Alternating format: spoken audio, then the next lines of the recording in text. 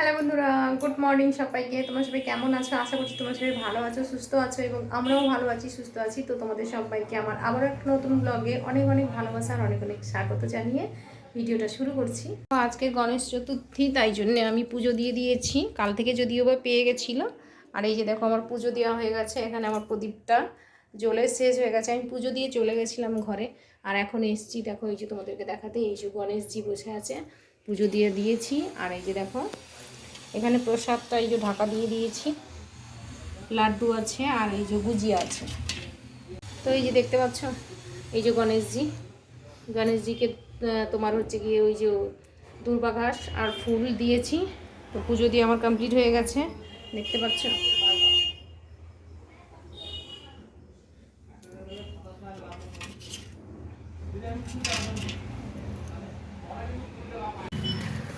তো এই যে যাচ্ছি আমরা দিদির বাড়িতে পুজো হবে, তাই জন্যে এই যে মা মেয়ে যাচ্ছি। আর এই যে ডাল নিয়েছি, ডাল।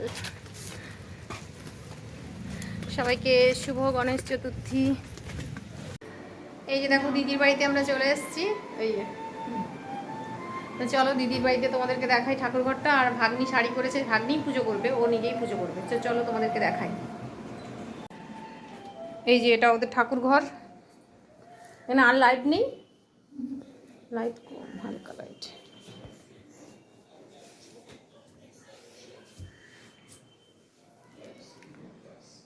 মন খারাপ হয়ে গেল আমি বসাতে গেলে। তো এই যে দেখতে পাচ্ছ ঠাকুর ঘরটা ও সাজাচ্ছে, কাল রাত থেকেই চলছে ডেকোরেশন, কিন্তু এখনও পর্যন্ত এখন চলছে সাজানো আর কি। এই যে তোমরা দেখতে পাচ্ছ ঠাকুরের সিংহাসনের পেছনে যে ওই যে কাপড়টা, ওটা অনলাইন থেকে নিয়েছে 350 টাকা দিয়ে। খুব সুন্দর স্বস্তিক চিহ্ন আঁকা আছে। তো আমি এসেই দেখে অবাক হয়ে গেছিলাম, বেশ সুন্দর লাগছিল। আমি বলছিলাম যে কত নিয়েছে, তো বললো যে 350 টাকা মতো নিয়েছে। তো যাই হোক, অনলাইন থেকে ওটা অর্ডার করে নিয়েছেও, খুব সুন্দর লাগছে। আমার তো ভীষণ ভালো লাগছে, তবে আমার মনে হয় দামটা একটু বেশিই নিয়ে নিয়েছে। যাই হোক, তারপরে দেখো এখানে ভাগ্নি এই যে থালার মধ্যে মানে প্লেটের মধ্যে মিষ্টিগুলো সাজাচ্ছে। আর এই যে দেখো সন্দেশ, তারপরে এখানে ফল রেখেছে, মোদক নিয়ে এসছে, তারপরে তোমার ওই যে নাড়ু, অনেক ধরনের 2-3 রকমের 4 রকমের মিষ্টি, তারপরে ওই যে ফল। আর এই যে দেখতে পাচ্ছ ওখানে ওদের দেখেছো, মানে আগের ভিডিওতে তোমাদেরকে আমি দিদিদের ঠাকুরঘরটা শেয়ার করেছিলাম, যারা দেখেছো তারা জানো। দিদিদের বেশ বড় শিবলিঙ্গ আছে, তোমরা দেখতে পাচ্ছ। আর এই পাশে দেখো হনুমানজির, পঞ্চমুখী হনুমানজির মূর্তি আছে। আর এই যে গণেশজি আজকে খুব সুন্দর করে সাজিয়েছে। দিদিদের আগের থেকেই ছিল, এই গণেশ ঠাকুরটা আগের থেকেই ছিল। তো আজকে মানে পুজোর উপলক্ষে আনা হয়নি আর কি, সেটাই বলতে চাইছি। তো যাই হোক, এখানে খুব সুন্দর করে সাজিয়েছে দেখো। আর ওরা সবাই তোমার অনুকূল ঠাকুরে দীক্ষিত। তোমরা দেখতে পাচ্ছ ওখানে অনুকূল ঠাকুর মানে রাখা আছে।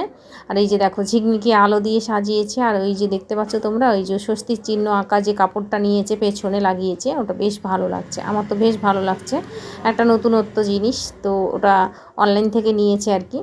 তো যাই হোক, খুব সুন্দর লাগছে। আর সাইডে দেখতে পাচ্ছ তোমরা একটা বেশ বড় রকমের ফুলদানি রেখেছে, ওর মধ্যে রজনীগন্ধার স্টিক আছে, গোলাপ ফুলও আছে, খুব সুন্দর লাগছে। এই যে দেখো তোমরা পঞ্চমুখী হনুমানজি, ওরা মঙ্গলবার দিন নিরামিষ খায়, পঞ্চমুখী হনুমানজির পুজো করে ভাগনা।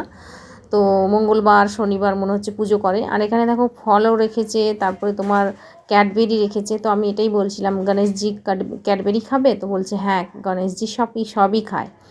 তো এখানে দেখো প্রদীপ জ্বালিয়ে দিয়েছে আর ধূপ টুপ জ্বালিয়ে দিয়েছে, এখন মোটামুটি ফুল দিচ্ছে। তো ফুল টুল দেওয়ার পরে তারপরে আরতি করবে, পুজো করবে, আরতি করবে। আর খুব সুন্দর করে ভাগ্নি সেজেছে, শাড়ি পরেছে, খুব ভালোই লাগছে। তো পুজোর ক্ষেত্রে শাড়ি পরে পুজো করাটাই বেশি ভালো লাগে দেখতে, সে বিবাহিত হোক বা অবিবাহিত হোক সেটা নিয়ে কথা নয়। তো যাই হোক, তারপরে আমি চলে এলাম দেখো রান্নাঘরে, দিদি কি রান্না করছে সেটাই তোমাদেরকে দেখাতে। এখানে হাঁড়িতে তোমার খিচুড়ি রান্না হচ্ছে, আর ওই পাশে কড়াতে তোমার দিদি তরকারি রান্না করছে। আর ঠাকুর ঘরে এই যে তোমরা মানে আলপনাটা দেখতে পাচ্ছ, এটা অনেক আগের আলপনা, প্রায় 1 বছরের বেশি হয়ে গেছে। আসলে ওটা তোমার ফেব্রিক দিয়ে করেছিল, তো মেয়েই আলপনাটা করে দিয়েছিল। দিদিদের একটা সময় কালী পুজো হয়েছিল, ওদের মানত ছিল, মানতের কালী পুজো হয়েছিল। ওই কালী পুজোর দিনে এই আলপনাটা আমার মেয়ে এঁকে দিয়েছিল। তো ওই আলপনাটা যেহেতু ফেব্রিক দিয়ে করা, তাই জন্য এখনও রয়ে গেছে। একটু একটু তোমরা দেখতে পাচ্ছ হালকা একটুখানি উঠে গেছে, কিন্তু এখনও পুরোটা প্রায় আছে। তো এই যে দেখতে পাচ্ছ ভাগ্নি এখন পুজো শুরু করে দিয়েছে।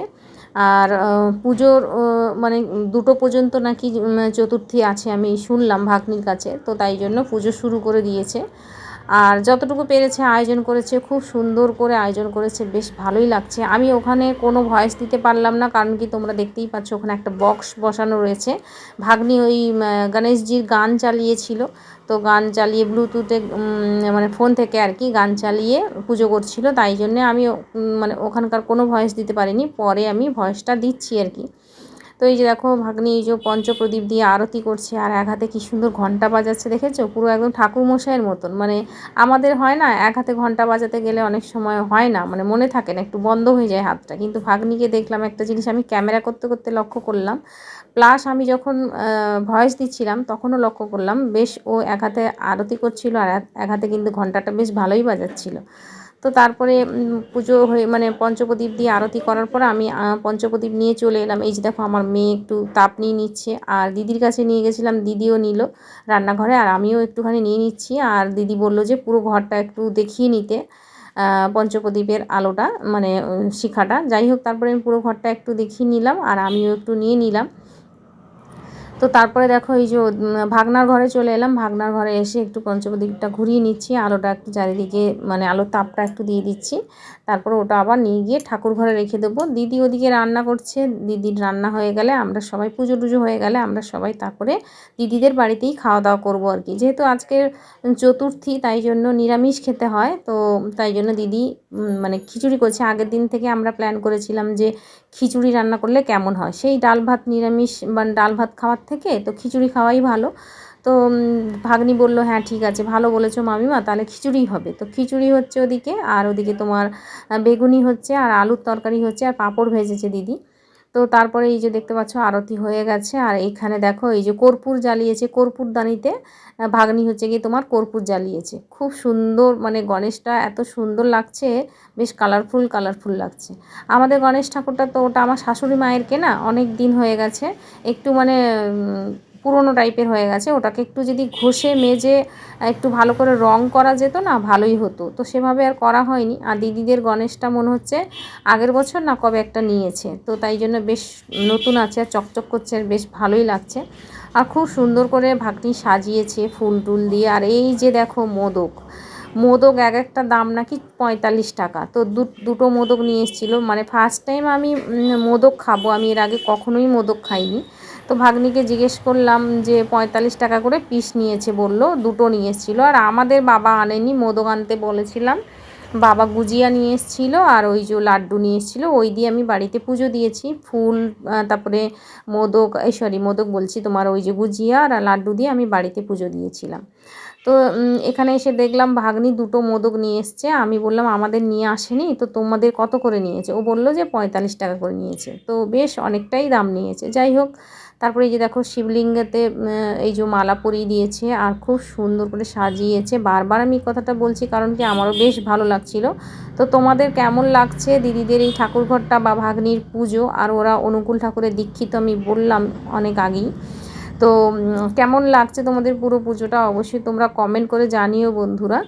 আর তোমরা এর আগে দিদিদের ভিডিও সরি দিদিদের ঠাকুরঘরটা তোমাদের সঙ্গে আমি শেয়ার করেছিলাম, তোমরা আগে দেখে থাকবে, যারা আমার ভিডিও প্রতিনিয়ত দেখো তারা তো জানোই, আর যারা দেখোনি তারা গিয়ে দেখে আসতে পারো।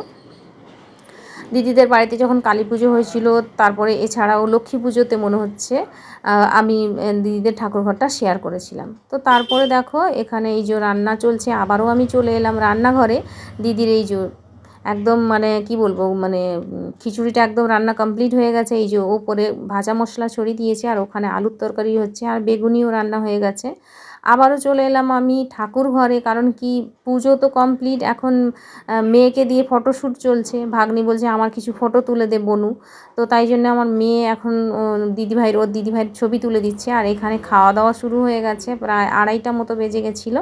তার মাঝখানে আমি একটু বাড়িতে গেছিলাম, তার ভিডিও ক্লিপটা নেওয়া হয়নি, আমি আমাদের পোকোকে খাবার দিতে গেছিলাম, মাছ সেদ্ধ করে ওকে ভাত দিতে গেছিলাম। আর এখানে এসে দেখলাম বাবা খেতে বসে গেছে, আমার ছেলে মেয়ে খেতে বসে গেছে, ভাগ্নি খেতে দিচ্ছে, দিদি বসে আছে, আর এবার আমিও খেতে বসে যাব, আমার বড় এসে গেছে, তো আমরা সবাই মিলে খেয়ে নেব।